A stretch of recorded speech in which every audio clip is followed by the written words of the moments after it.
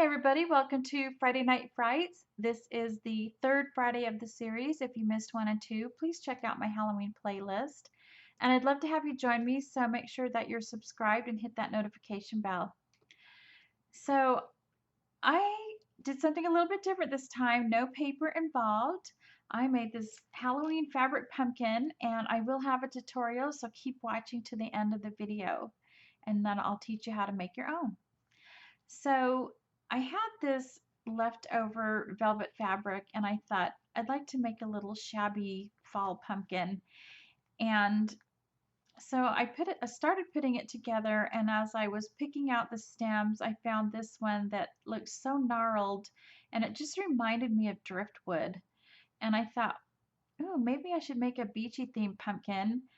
And then it still wasn't coming together until I decided for some reason to make it a Halloween shabby pumpkin, and then it just quickly came together. I found this yarn that when you open that up, it kind of reminds me of fish netting. And then I found this floral pick here, and this just reminds me of some kind of an ocean plant that's washed up on the shore and dried up, and it's called kind of spiny. And so I've tucked a few branches of those in there. And then I have these leaves here, and I decided to paint them, and I used 1 part dark brown and 3 parts of a light gray and brushed that on with my paintbrush. And then once that was dry, I went over it with my dark brown ink, and it just gave it that nice variegated look there. And I just really love the grunginess of it, kind of that shabby spooky vibe. And then, of course, you cannot have a beach themed pumpkin for Halloween without having some skull and crossbones, a little nod to the pirates there. And then all I needed to do was add like a seashell or something.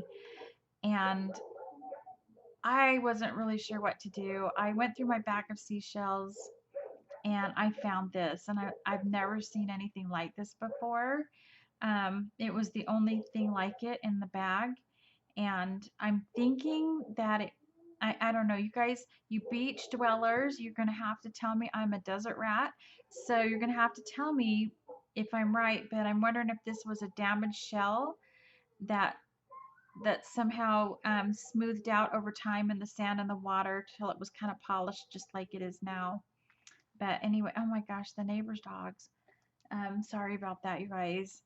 Um, so anyway, and then I also have this little spider as a finishing touch. I painted it with that same acrylic paint and added a little bit of my silver jelly pen, and also added a little bit of that on the edge of the leaves. The yarn also has a bit of silver sparkle in it, so giving it that sparkle just kind of reminds me of the sand glittering in the sun. So anyway, I think it came out very fun and spooky and beachy, and I hope you guys like it. So keep watching for the tutorial.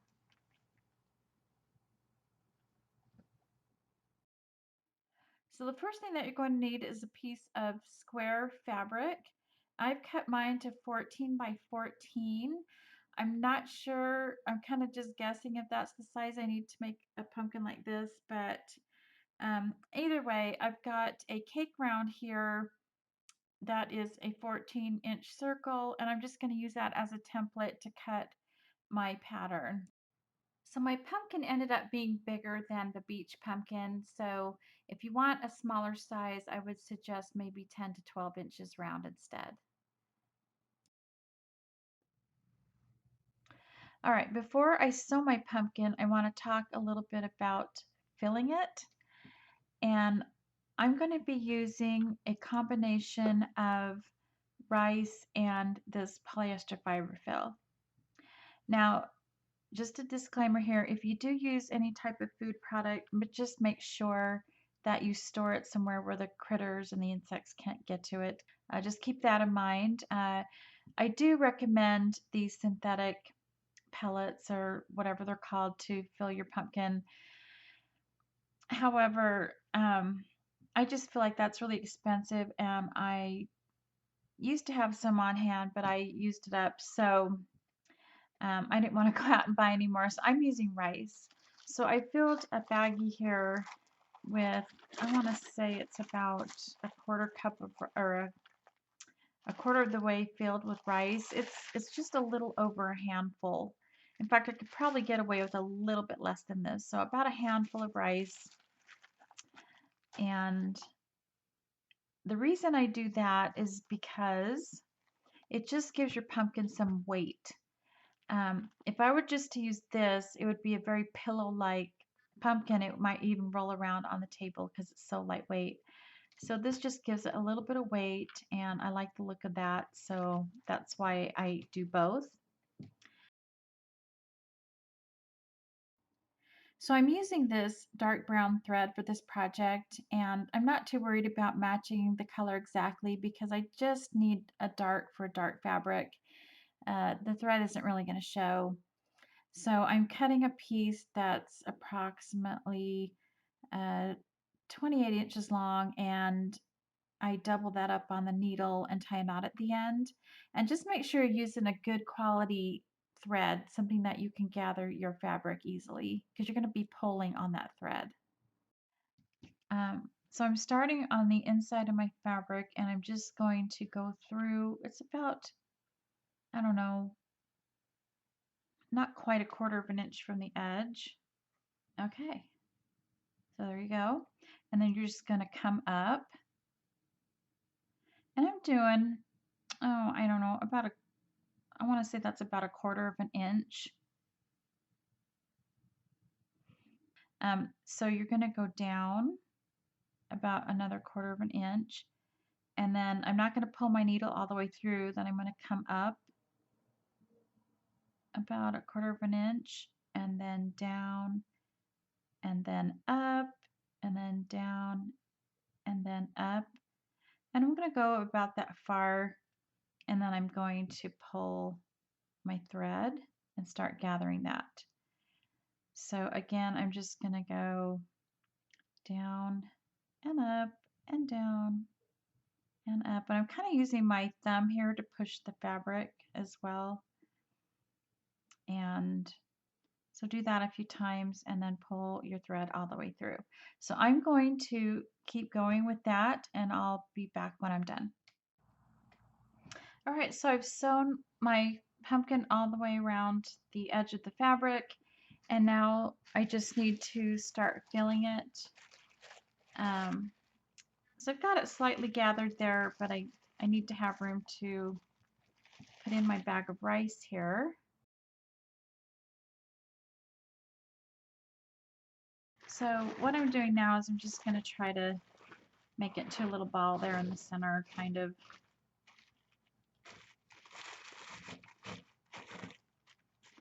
And now I'm just going to continue stuffing it with this fiber fill.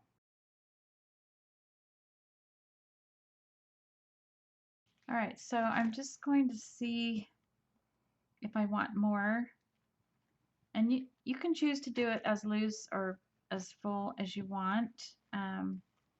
If you get it super full, you won't get maybe as many of these little gathers here on the side that kind of remind me of those ridges on a pumpkin.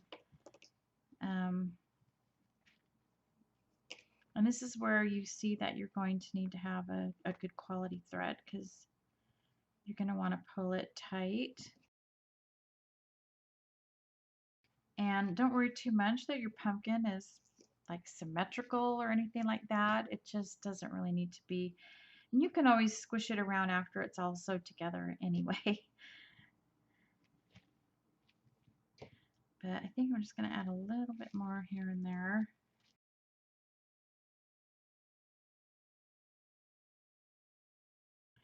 Okay, and that's about as far as this one's going to gather, is about right there, which is fine. Okay. Okay, so this is also where you're going to want to decide how you want your stem to be and how to fit it in.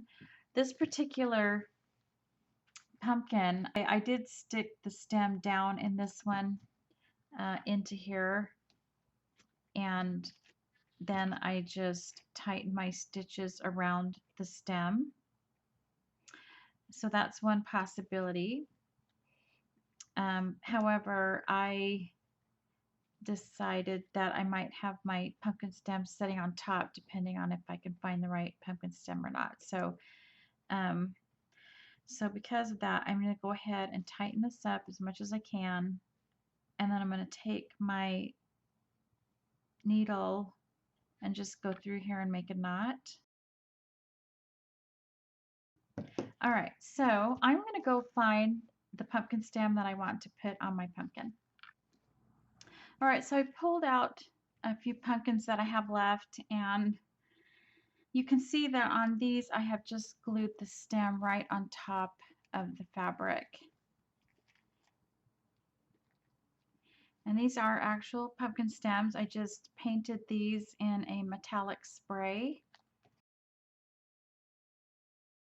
And on this one I just painted the stem black. So let's set those aside, and I'm going to pull out some of my stems here. As I'm doing this, you can see that by adding different types of stems, it just gives the pumpkin different a type of character. So it's really kind of a fun process. All right, so I'm going to go with this one here. And now I am going to stick it on top. I'm going to glue it on. So what I want to do, and I got a little bit of dirt on there. So I'm going to take my thread again, and I'm going to sew that opening closed more.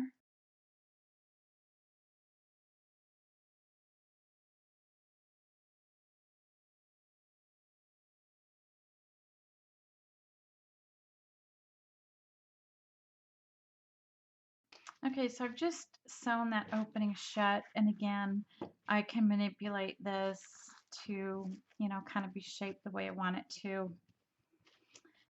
So I think I've decided to leave the pumpkin stem in its natural state as far as color.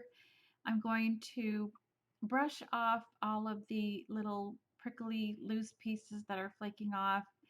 I will pull off those little straggly ends there, and then I'll rinse that off, let it dry, and then I'm going to spray it with a clear acrylic coat. And so when I finish that, I will be back. So by spraying the acrylic paint on here, I think I'm just keeping the stem intact longer so that it will not deteriorate and start flaking apart.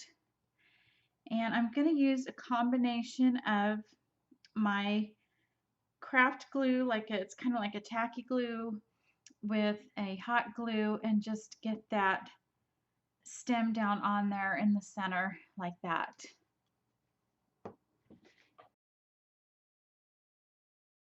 Okay, so now I'm literally just gonna hold that in place for a while and let that dry, just at least get it stuck on there pretty good.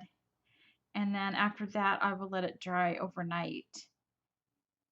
So my pumpkin is complete, and I think I'm just gonna leave it like this. I can always change my mind and add more things later.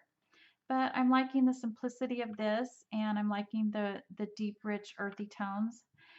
But I'm also really loving my Halloween beach themed shabby pumpkin here. So tell me what you think. Are you strictly traditional with your Halloween decorating, or do you like to experiment and do different things? And maybe you have a beach cottage and you decorate things like this. So let me know in the comments, and I'll thank you guys so much for watching. I'll catch you next time. Bye.